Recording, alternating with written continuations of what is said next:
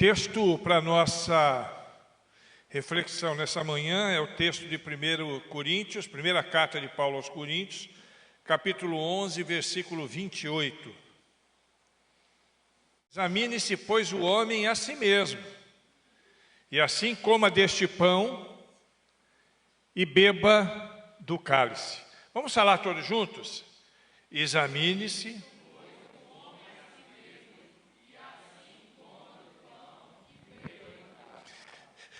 Deus, nós queremos que o Senhor nos oriente, nos revele a Tua palavra e nos ensine, para que este culto memorial seja também um culto de aprendizado e que nós possamos crescer um pouquinho mais nessa manhã, para a glória do nome do Senhor. Amém. Queridos, nós estamos aqui reunidos nessa linda manhã de domingo, uma manhã de domingo fresquinha, né?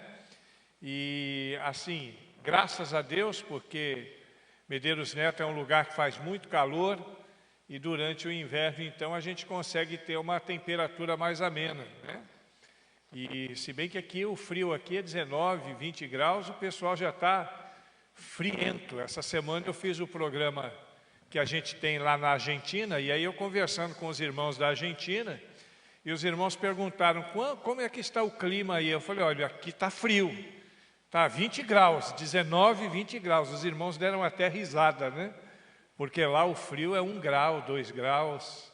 Então é muito frio mesmo. Então a gente tem que agradecer, porque aqui o clima é ameno no inverno. Apesar de quente no verão, nós temos um rio aí para quem quiser tomar banho de rio. A 100 metros tem uma praia, depois de liberada dá para ir a 100 metros, não, a 100 quilômetros, né? Não é tão perto assim, não. É porque uma vez eu estava em Minas, eu não sei se eu contei isso. Estava numa cidade de Minas, e aí eu andando pelas ruas, eu vi uma placa assim, praias. Eu falei, praia em Minas? Coisa doida, né, Eliane?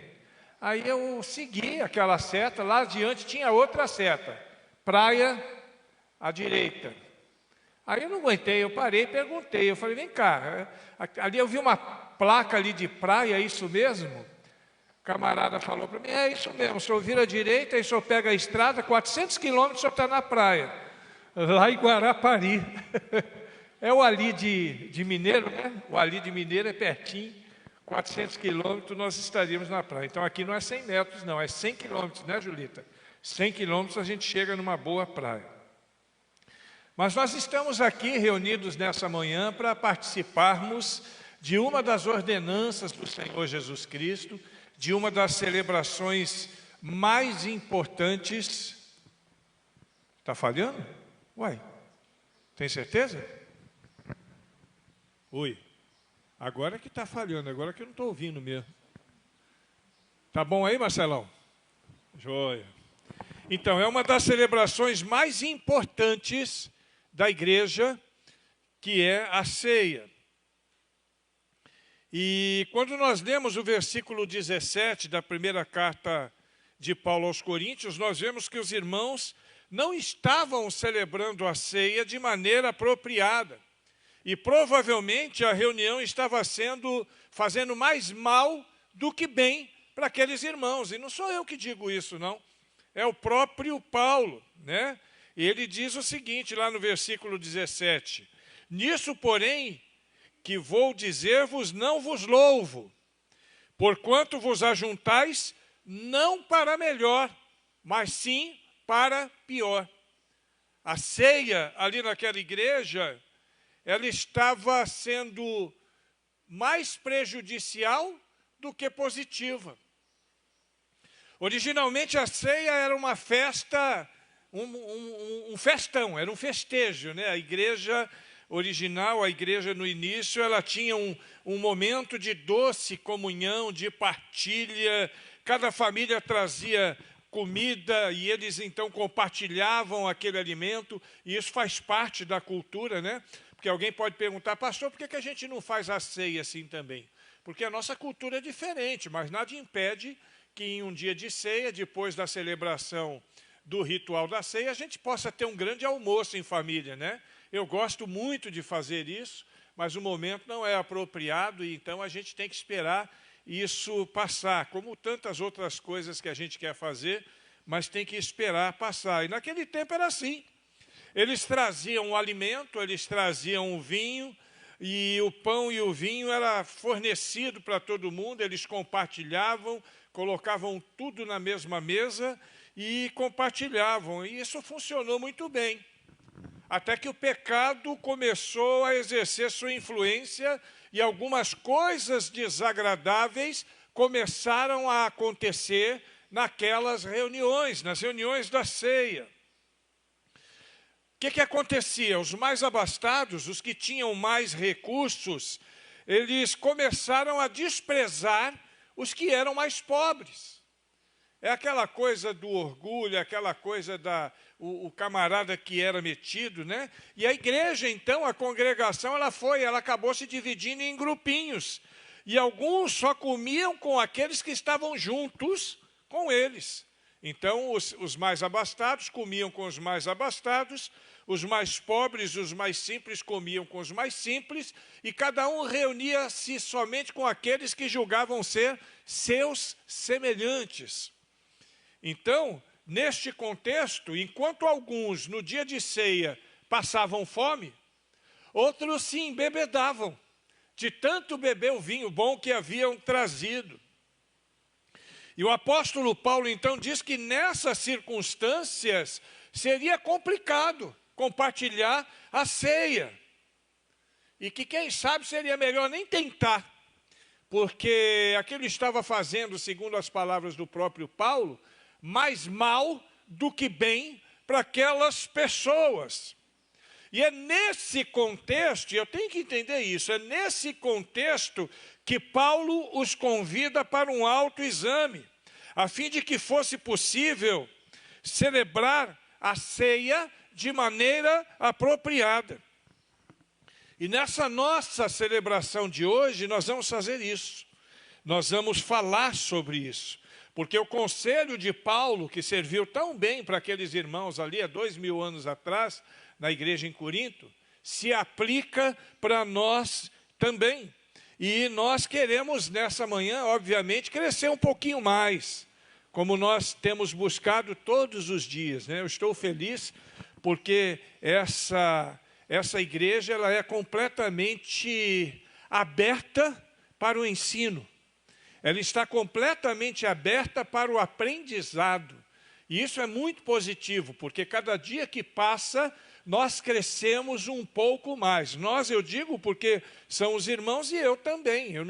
Eu aqui não sou o grande professor. O grande professor é o Espírito Santo de Deus. Eu não sou mais do que um facilitador, do que um transmissor daquilo que Deus ministra no meu coração antes, para poder trazer e ministrar com os irmãos. E quantas vezes eu sou ministrado durante a pregação do Evangelho? Muitas vezes, mesmo que eu já tenha preparado a mensagem antes, e hoje, mais do que nunca, eu posso garantir para os irmãos que eu me empenho no preparo das mensagens, no estudo das mensagens. Então, nesse sentido, nós já recebemos do Senhor uma porção muito gostosa de ensino durante a preparação, mas em muitas oportunidades eu sou ministrado enquanto prego, junto com os irmãos. Porque o meu coração, assim como o coração dos irmãos, está aberto para o aprendizado. E nessa manhã nós queremos aprender mais algumas lições da parte de Deus, no bom estilo batista, né? E o estilo batista, para quem já estudou teologia sabe, é um sermão de 3 partes, né? É diferente, por exemplo, do sermão presbiteriano, que é um sermão de 7 partes. Mas que ele tenha 3, 7, 10 ou 20 partes, o importante é que o Senhor ministre ao nosso coração. Eu não tenho muito essa coisa de preparar dentro do padrão batista. A maioria das vezes eu faço de 3 partes, porque é o tempo que a gente tem disponível, né? Então, um sermão de 3 partes, a gente vai gastar aí uns 35, 40 minutos. E se a gente estender as divisões de um sermão, de uma mensagem, ela pode se estender por mais tempo, se bem que os amigos presbiterianos conseguem fazer isso muito bem, né? O Hernandes Dias Lopes, que é um grande amigo nosso, o Nicodemos, o Augusto, todos eles, né, a gente vê, eles fazem um sermão de 7 partes e dão conta de pregar em 40 minutos. Então, isso não faz diferença, mas nós queremos trazer da melhor forma, no sentido de que os irmãos e nós mesmos possamos ter um bom entendimento. Então, vamos pensar juntos sobre essa questão do autoexame que Paulo propõe àquela igreja. Em primeiro lugar, eu preciso saber por que eu preciso examinar a mim mesmo. Você já parou para pensar sobre isso? Alguma vez na sua vida cristã, durante tantas e tantas vezes que você ouviu e leu esse texto, e obviamente você já ouviu esse texto muitas vezes, porque ele faz parte daquele texto clássico, né, de 1 Coríntios, que é o texto da ceia, e praticamente todos os cultos de ceia que você participou na sua vida, pelo menos 12 vezes por ano, você ouviu essa expressão. Mas alguma vez você já parou para se perguntar sobre isso? Por que eu devo me examinar a mim mesmo quando eu estou na ceia? Por que eu devo examinar a minha própria vida? Será que existem coisas na minha vida, e essa é uma questão importante, que precisam ser ajustadas? Será que existem coisas que não estão de acordo com aquilo que Deus espera de mim? A gente precisa perguntar sobre isso. E eu quero fazer algumas considerações sobre este autoexame nesse dia de hoje. E antes de qualquer coisa, nós precisamos examinar a nós mesmos em tudo, fazendo pelo menos 2 considerações importantes sobre essa primeira parte da nossa mensagem. Primeiro, porque nós não podemos mudar melhorando nossa caminhada, a menos que estejamos cientes dos problemas que enfrentamos. Nós queremos mudar a nossa vida dia a dia, nós precisamos mudar a nossa vida dia a dia, nossa caminhada. Mas como é que eu vou mudar se eu não sei exatamente o que eu preciso mudar? Eu preciso entender que cristianismo, ele pressupõe mudança de vida. Isso é ponto pacífico, todo mundo sabe, né? Se alguém está em Cristo, é nova criatura. É o que o próprio Paulo já disse aos Coríntios, lá na frente, na sua 2ª epístola. Então, muitas coisas precisam ser mudadas na minha vida a partir do momento que eu decido caminhar com Deus. A partir do momento que eu coloco Jesus Cristo na minha vida, eu preciso mudar algumas coisas, eu preciso mudar conceitos, eu preciso mudar valores, eu preciso mudar muitas coisas no meu comportamento, nas minhas práticas cotidianas, na minha fala, inclusive, naquilo que penso. Enfim, cristianismo, você se cristianizar, por assim dizer, né? Você se tornar um cristão significa uma mudança total de vida. É por isso que quando nós entramos no cristianismo, nós usamos a expressão conversão. É exatamente isso. O que é conversão? É mudar de direção. Eu estou indo para um lugar, eu me converto, eu mudo a direção e vou para outro lugar. Então é por isso que se chama conversão. Isso tem a ver com a mudança da nossa vida em vários quesitos. E para mudar, é óbvio que eu preciso saber o que precisa ser mudado. Algumas mudanças são muito claras na nossa vida, né? Por exemplo, quem tem vícios, ninguém precisa falar que tem que mudar essa questão. Quem fala mentiras, é muito claro que precisa mudar. Mas tem coisas que elas são tão enrustidas dentro de nós, elas são tão escondidas, que nós precisamos fazer um autoexame, nós precisamos olhar para dentro de nós com muita sinceridade para saber que coisas precisam ser mudadas e de que maneira eu preciso agir para mudar. E não existe um lugar melhor para poder eu entender, aprender o que mudar na minha vida, senão a Bíblia. Porque a Bíblia é quem nos orienta numa caminhada cristã.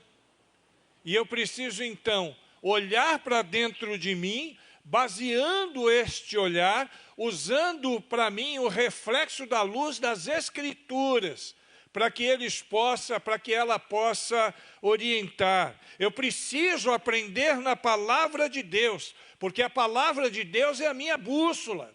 É ela que me dá o norte, né? Quando a gente fala dar o norte, nós estamos falando assim, dar a direção. Uma pessoa perdida no mato, ela usa uma bússola, e a bússola não vai apontar o caminho de casa. Sua casa é para cá. A bússola não é um GPS. A bússola, ela aponta sempre o norte. Então, o norte é para cá. Então, o norte, ela aponta o norte. E sabendo o norte, você vai direcionar a sua caminhada para o lugar que você vai. Eu preciso aprender na palavra de Deus, mas preciso saber também, olhando para dentro de mim, se nessa proposta de caminhada que a palavra de Deus me dá, se eu estou na direção certa. Porque se de repente eu estou vendo o norte e acho que o norte é para cá e o norte é para lá, por mais que eu tenha convicção de que eu tenho certeza que o norte é para cá, eu vou estar andando na direção errada. Provérbios 16:2, o sábio diz o seguinte: todos os caminhos dos homens são limpos aos seus olhos, mas o Senhor pesa os espíritos. Não basta apenas ser limpo a partir da minha perspectiva, a partir da minha visão, ele precisa estar limpo de acordo com a perspectiva, de acordo com a visão de Deus. Mais adiante, em 2 Coríntios, capítulo 13, versículo 5, é Paulo quem diz à igreja o seguinte: examinai-vos a vós mesmos, se permaneceis na fé, provai-vos a vós mesmos, ou não sabeis quanto a vós mesmos que Jesus Cristo está em vós, se não é que já estáis reprovados. Aí é uma questão que pode acontecer. Tem pessoas que já decidiram não seguir nesse caminho, porque a reprovação, ela parte de nós mesmos. Somos nós que decidimos não caminhar ou caminhar com Deus. Então, se somos aprovados ou reprovados, depende mais de nós do que de Deus, porque Deus já fez a parte dele. Deus já enviou Jesus Cristo, Deus já perdoou os nossos pecados, Deus já zerou a nossa conta, né? Já nos deu um papel em branco para a gente reescrever a nossa vida. Agora, vai determinar a minha caminhada as mudanças que eu mesmo propor na minha vida. É eu que escolho caminhar com Deus ou não, irmãos. Você tem que entender isso. Deus não vai te obrigar a fazer nada. Eu estou esperando Deus agir na minha vida. Deus já agiu na tua vida, irmão.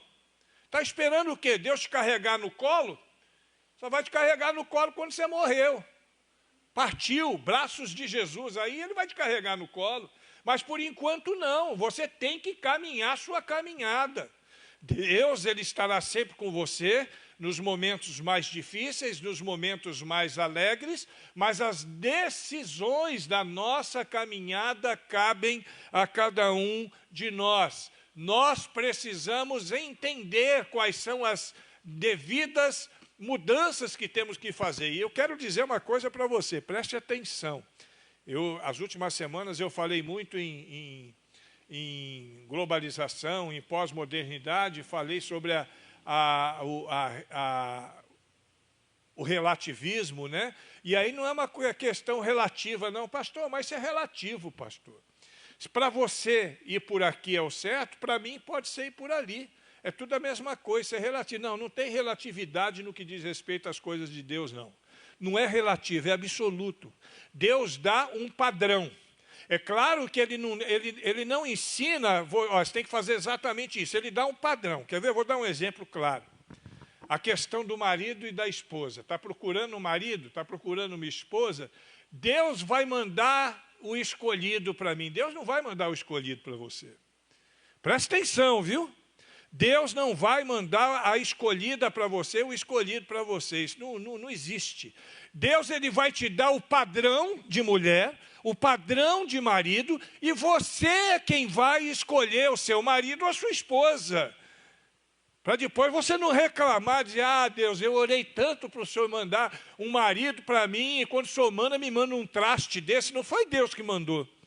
Foi você que escolheu. E a gente precisa entender isso. Em toda a nossa caminhada cristã é desse jeito. Deus dá o padrão para nós. O padrão de caminhar, meu filho, é isso. Ó. O absoluto é isso. O padrão de caminhar é esse. Se você sair para a direita ou para a esquerda, problema seu. Para depois não chegar em mim, eu acho que Deus falaria mais ou menos assim. Para depois não chegar em mim, igual aquele sem vergonha do Adão, e na hora que ele caiu, que ele teve o problema, olhou para mim e falou, está vendo, Senhor, a mulher que tu me destes, olha o que ela fez na minha vida. Toma vergonha na cara. Está certo que no caso de Adão foi específico, né? Mas Adão, ele teve todo o padrão de Deus para poder cuidar da sua família. E qual era o padrão? Tomar conta de sua mulher. A mulher vacilou, a culpa foi de quem? Dela, mas de Adão também, né? Porque Adão deveria estar tomando conta da sua mulher. Se ele estivesse tomando conta da sua mulher, a serpente não tinha enchido a cabeça dela de besteira. Mas ele não está. Provavelmente ele estava ainda olhando os animais por aí, procurando alguns animais que ele não tinha dado nome ainda, para poder dar nome e tal. Aí vacilou, a serpente foi lá e ó, cuidado, hein, irmão, não vacila não, está cheio de serpente por aí, viu? E irmã também, tem serpente macho, mas tem serpente fêmea também, viu? Fica de olho naquilo que Deus te deu e cuida daquilo que Deus te deu, amém? Muito bem, para depois não reclamar com Deus. A segunda consideração que eu quero fazer. Às vezes eu falo algumas coisas muito loucas aqui, mas você pode ter certeza que apesar do linguajar, eu estou 100% baseado na Bíblia, viu? Eu sei o que eu estou falando, não estou jogando conversa fora, não. A gente precisa entender isso. A segunda consideração, eu preciso examinar a mim mesmo, porque Deus nos julgará, e não adianta, preste atenção, Ele já conhece o nosso coração. Deus conhece o nosso coração. Ele conhece o profundo da nossa alma. Não dá para esconder nada de Deus. Deus é maior do que o nosso coração, segundo o texto de 1 João, capítulo 3, versículo 20. Ele é conhecedor de tudo.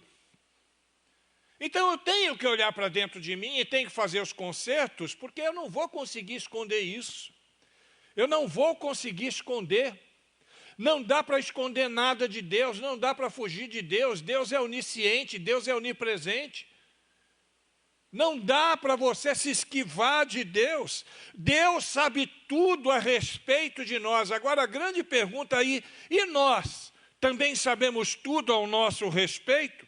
Será que nós conhecemos o profundo da nossa alma, o profundo do nosso coração? Como é que nós pretendemos chegar diante do tribunal de Cristo? Quais são os argumentos que nós vamos usar quando estivermos lá? Né? Será que os nossos corações estão de acordo com a vocação que Deus nos deu a cada um? E aí eu não estou me referindo à salvação, não, que a salvação não depende em nada de nós, absolutamente nada. No que diz respeito ao julgamento para a salvação ou não, quem vai entrar no descanso do Senhor, quem vai viver longe de Deus por toda a eternidade, isso foi concedido gratuitamente por Cristo Jesus e aberto a todos os homens. Mas vai ter um momento que a gente vai ter que prestar conta dos nossos talentos diante de Deus. Vai ter um momento que Deus vai nos chamar e vai perguntar, olha, eu te dei talentos, eu te dei recursos, eu te dei habilidades para que você, como igreja, pudesse agir no mundo. O que você fez com todas essas coisas? Nós precisamos conhecer a nós mesmos, porque nós seremos julgados um dia. Tem coisas que para nós fazermos neste mundo, é necessário que nós estejamos ajustando a nossa vida. Tem que ajustar. Tem que ajustar. Para algumas coisas que nós queremos fazer, eu tenho que mudar o meu comportamento. Eu tenho que mudar atitudes. Ah, pastor, mas aí o senhor me desculpa. Eu nasci assim, eu cresci assim, eu vou ser sempre assim, então eu vou dizer, então seu nome é Gabriela. Porque isso não existe. Deus transforma a nossa vida. Deus ajusta a nossa vida dia após dia. As nossas atitudes como crentes, como representantes de Deus na terra, como embaixadores, como despenseiros de Deus, precisam estar ajustadas ao nosso Senhor. Eu não faço do meu jeito, eu tenho que fazer da forma que Deus deseja que eu faça. E para isso eu tenho que me ajustar. Não tem para onde correr. Será que nós estamos agindo da maneira que Deus planejou que nós pudéssemos agir? Nós precisamos olhar para dentro de nós mesmos e descobrirmos se estamos de acordo com a proposta de Deus para a nossa vida. Não tem para onde correr, um dia Deus vai nos julgar. E eu tenho que estar preparado por isso. Salmo 139, nos versículos 23 e 24, dizem assim: sonda-me, ó Deus, e analisa o meu coração. Examina-me e avalia as minhas inquietações. E vê se há em mim algum sentimento funesto. E guia-me pelo caminho da vida eterna. Você percebe isso? Eu tenho que ajustar. Deus sabe quais são os meus caminhos. E quando eu peço para Deus me ajudar, eu não estou pedindo para Ele mudar, para Ele sentar a ripa em mim e mudar. Eu estou pedindo para Ele me orientar, para que eu possa fazer as devidas mudanças. Deus só vai mudar alguma coisa na sua vida se você mesmo não puder mudar. Se for alguma coisa que você mesmo pode fazer, é você quem tem que fazer. Não tem para onde correr. Isso nos diferencia de toda a criação de Deus. Toda a criação de Deus ela é dotada de um instinto, que é algo que Deus colocou neles, é como se fosse um programazinho básico para que eles pudessem rodar. Memória RAM, vamos falar assim. Todo mundo tem a memória RAM, que é o básico para poder rodar, né? Mas nós, além daquela memóriazinha RAM, nós temos também a nossa memória, o nosso disco rígido. Nós temos também a nossa mente, a nossa consciência, o nosso raciocínio. Nós temos os aplicativos corretos, e Deus já nos deu todos eles, para que nós possamos tomar as nossas decisões. Um animal, as decisões que ele toma estão baseadas no seu instinto. O homem e a mulher, as decisões que ele toma, estão baseados em tudo aquilo que Deus nos deu, em termos de razão, em termos de livre-arbítrio. Nós temos o livre-arbítrio, irmãos. Ninguém vai poder dizer para Deus um dia, eu fiz isso porque o Senhor me obrigou. Deus não obriga ninguém a fazer nada. Nunca obrigou. Deus até submeteu algumas pessoas a situações, por questão específica da mente, do coração dele, ele pode fazer, mas via de regra ele não nos obriga a fazer nada. Você está aqui na igreja porque você quis. Ninguém te obrigou a vir na igreja. Nem Deus, nem o pastor, nem seu pai. Algumas crianças, às vezes, até que o pai obriga mesmo, né? Mas nós não somos obrigados a fazermos o que não queremos. Pedro, ele corrobora dessa direção quando ele alerta o seguinte, 2 Pedro capítulo 1, versículo 10. Portanto, irmãos, empenhem-se ainda mais para consolidar o chamado e a eleição de vocês, pois se agirem dessa forma, jamais tropeçarão. Glória a Deus, louvado seja Deus. Em segundo lugar, o que queremos encontrar com o autoexame? Já percebemos ali por que fazer o autoexame. Agora, o que nós queremos encontrar com o autoexame?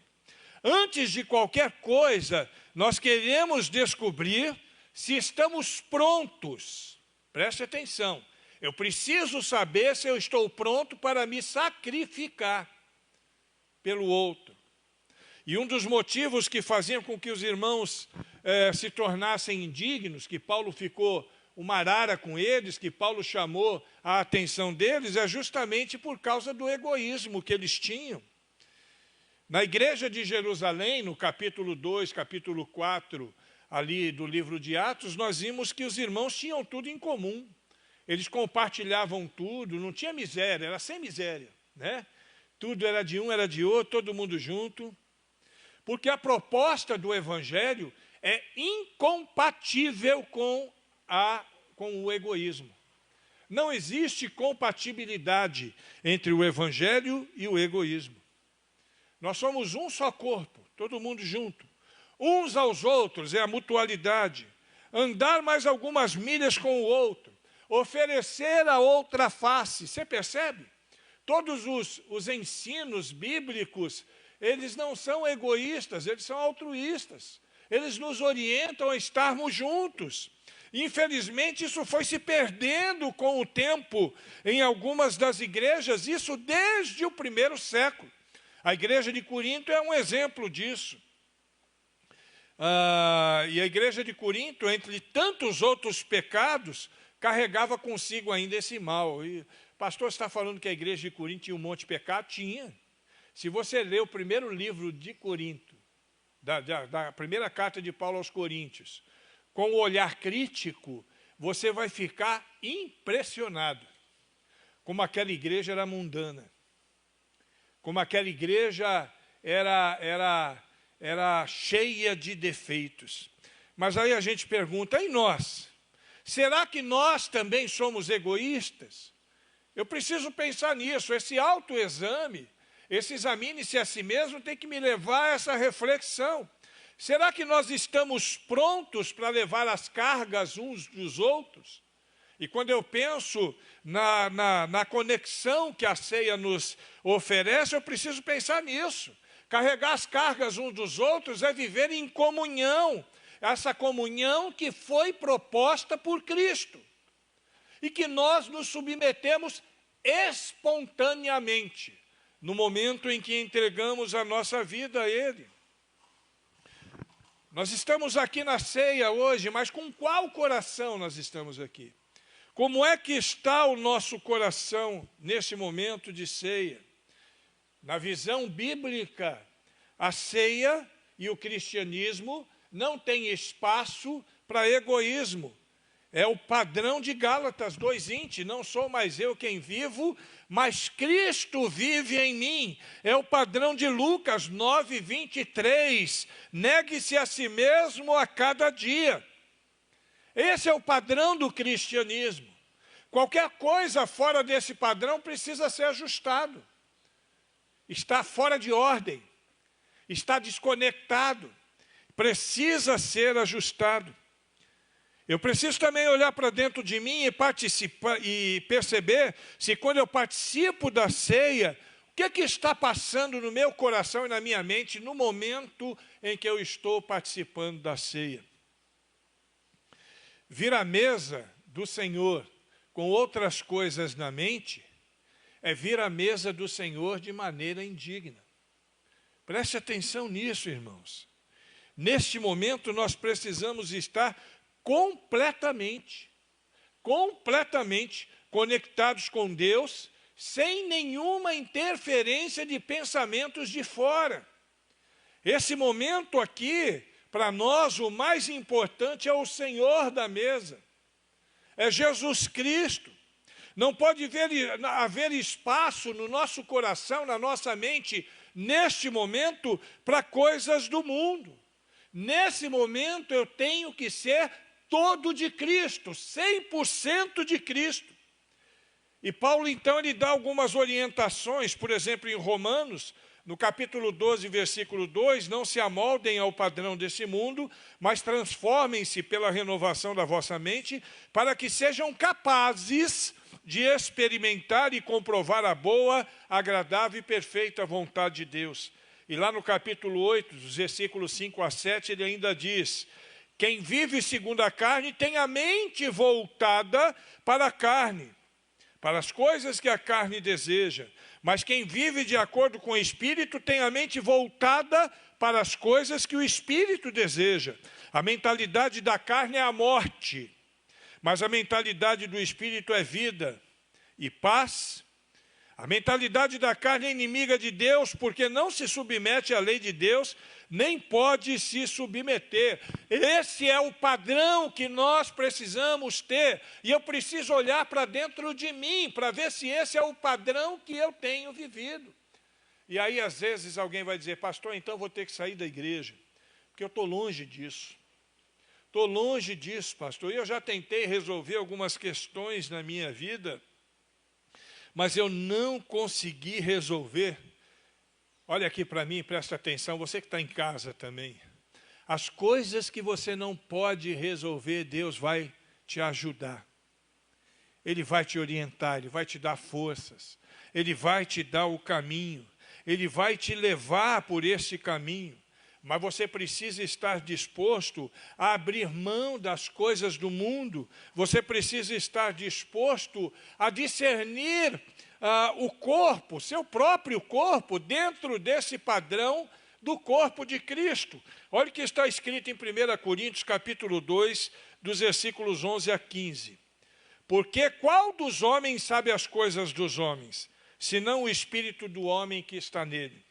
Assim também ninguém sabe as coisas de Deus, senão o Espírito de Deus.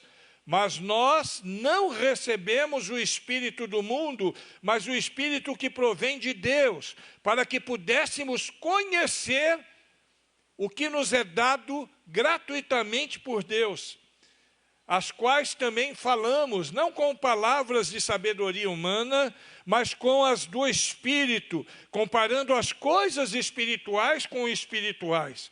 Ora, o homem natural não compreende as coisas do Espírito Santo de Deus, porque elas se discernem espiritualmente, e por isso ele não pode entendê-las. Mas o espiritual discerne bem tudo, e ele de ninguém é discernido. Qual é a mente que prevalece na nossa vida? Porque nós temos esses dois sentidos, o natural e o espiritual. Qual é o que prevalece? É o natural. Qual é o que precisa prevalecer? O espiritual. Será que isso é fácil, irmãos? É difícil, é trabalhoso, mas, deixa eu perguntar, será que vale a pena? Alguém tem dúvida disso? Somente Cristo, com pensamento, deve ocupar as nossas mentes, principalmente neste momento que nós compartilhamos da ceia. Filipenses 4:8, finalmente, irmãos, tudo que é verdadeiro, tudo que for nobre, tudo que for correto, tudo que for puro, tudo que for amável, tudo que for de boa fama, se houver alguma coisa excelente ou digna de louvor, pensem nessas coisas. É isso que tem que ocupar a nossa mente. É isso que precisa ocupar a nossa mente, num espírito de amor, de unidade, conforme toda a Bíblia nos orienta nesse sentido. E uma outra questão importante é que não deve haver raiva ou ódio dentro dos nossos corações. Provérbios capítulo 4, versículo 3 diz assim: sobre tudo que se deve guardar, guarda o teu coração, porque dele procedem as fontes de vida. Guardar o coração. Permitir que o nosso coração esteja blindado. A gente ouve aí o casamento blindado, né? Casamento blindado é meio complexo, porque o casamento ele sempre vai ter os seus altos e baixos. Mas o coração blindado, nós precisamos ter. Blindado por Cristo. Pastor, quer dizer que eu não vou vacilar mais? Não sei, depende de você. O não vacilar não depende de Deus. Deus já fez a parte dele. O não vacilar depende de você. O diabo ele vai o tempo todo tentar te enganar. E eu já usei essa expressão, eu não posso impedir que um passarinho voe sobre a minha cabeça. E o passarinho voando sobre a minha cabeça é o diabo tentando me tentar. Mas eu devo impedir que ele faça o que na minha cabeça? Que ele faça um ninho, que ele faça caquinha. Aí eu tenho que impedir. E isso eu posso fazer. Eu posso impedir que ele faça essas coisas na minha cabeça.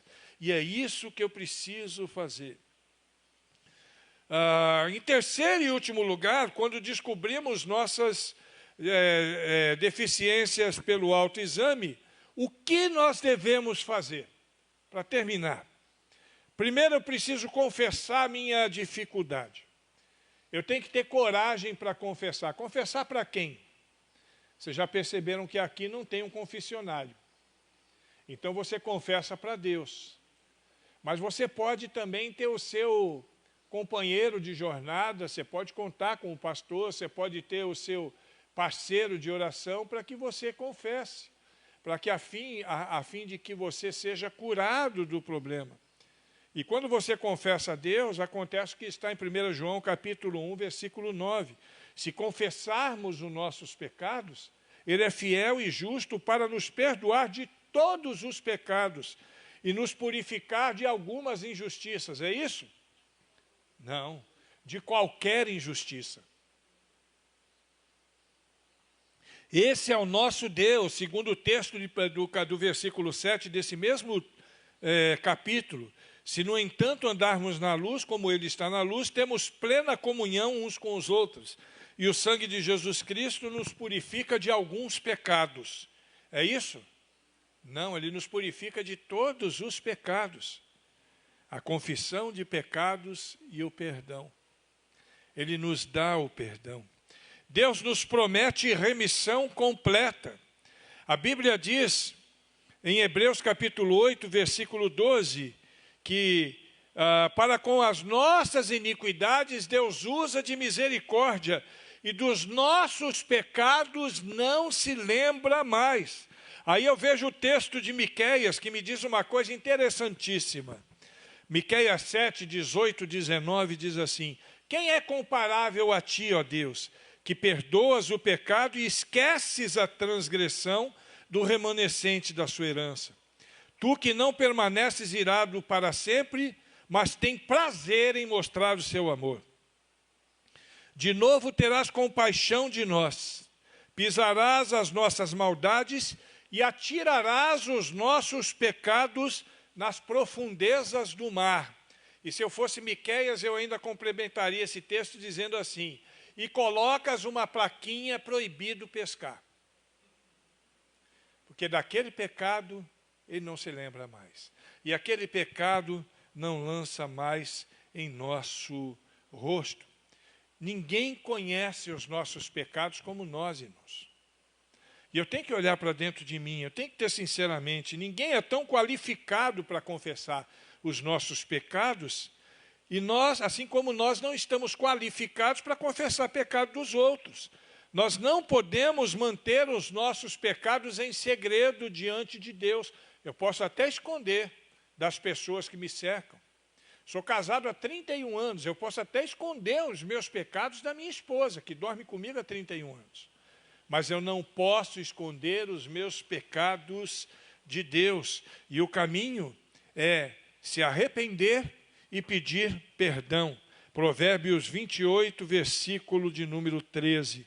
Quem esconde os seus pecados não prospera, mas quem os confessa e os abandona encontra misericórdia. E arrependimento, a gente tem que considerar que tem dois tipos de arrependimento. E aí eu vejo, por exemplo, o arrependimento de Pedro e o arrependimento de Judas.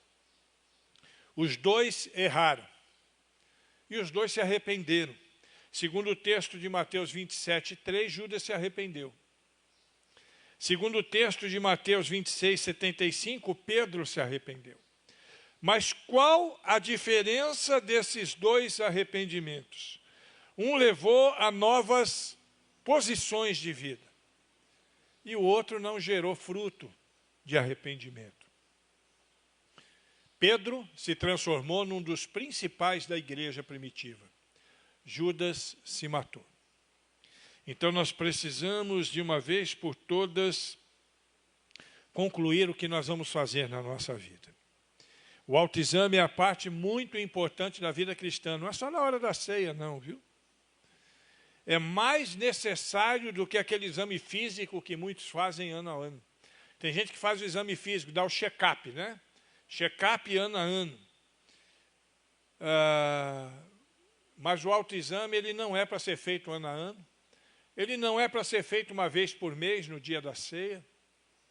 O examine-se, pois, o homem a si mesmo tem que ser praticado todos os dias. Todo dia, quando você for dormir, faz uma reflexão no dia. O que é que eu fiz hoje que eu não deveria ter feito? O que é que eu posso mudar para melhorar a minha vida amanhã? que amanhã eu vou fazer que eu não fiz hoje, que vai me dar uma vida melhor, uma vida mais de acordo com aquilo que Deus deseja para a minha vida. É isso. Porque eu dizer um negócio para você, irmãos, não é só essa questão, não. Todas as questões da Bíblia, você faz isso para agradar a Deus, mas para Deus não vai fazer diferença se você fizer ou não fizer. Sabe para quem faz diferença? Para nós.